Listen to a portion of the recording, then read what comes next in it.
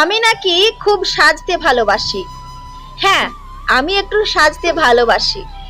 আমি যখন কোথাও বেরোই তখন নিজেকে একটু গুছিয়ে পরিপাটি করে সাজিয়ে গুজিয়ে সুন্দর করে তারপরে বেরোই।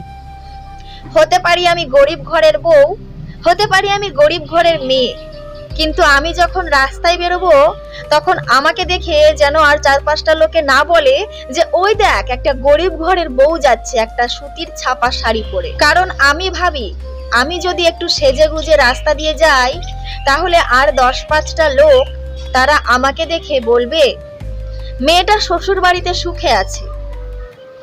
দেখবেন যারা অগোছালো ভাবে রাস্তায় না সেজে গুজে বের হয় তাদেরকে দেখলে মনে হয় না যে তাদের জীবনটাও অশান্তিতে ভরে আছে। সাজের মধ্যে একটা সুখ থাকে। আপনি যদি নিজেকে সুন্দর করে পরিপাটি করে গুছিয়ে মানুষের সামনে তুলে ধরতে পারেন তাহলে মানুষ কিন্তু আপনার সাজ পোশাক দেখেই বলে দেবে আপনি আপনার শ্বশুর বাড়িতে কেমন আছেন। বিবাহিত মেয়েরা যদি সেজে গুজে রাস্তা দিয়ে বেরোয় তাহলে মানুষ কিন্তু সেই মেয়েটার পরিচয়ে তাকে পরিচয় পায় না।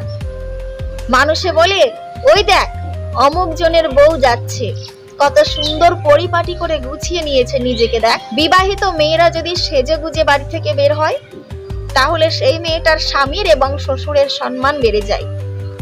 সেই মেয়েটার স্বামীর এবং শ্বশুরের সম্মান চিরকাল অটুট থাকে। আর আমিও চাই আমার শ্বশুর মশাই এবং আমার স্বামীর সম্মান চিরকাল অটুট থাক। আমাকে দেখে কেউ যেন না বলতে পারে যে আমাকে আমার শ্বশুর বাড়িতে আমার স্বামী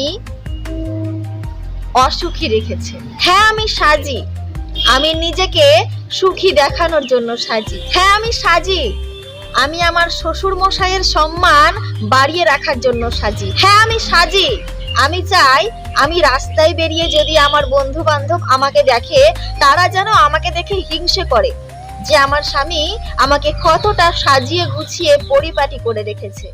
সেই জন্য আমি সাজি।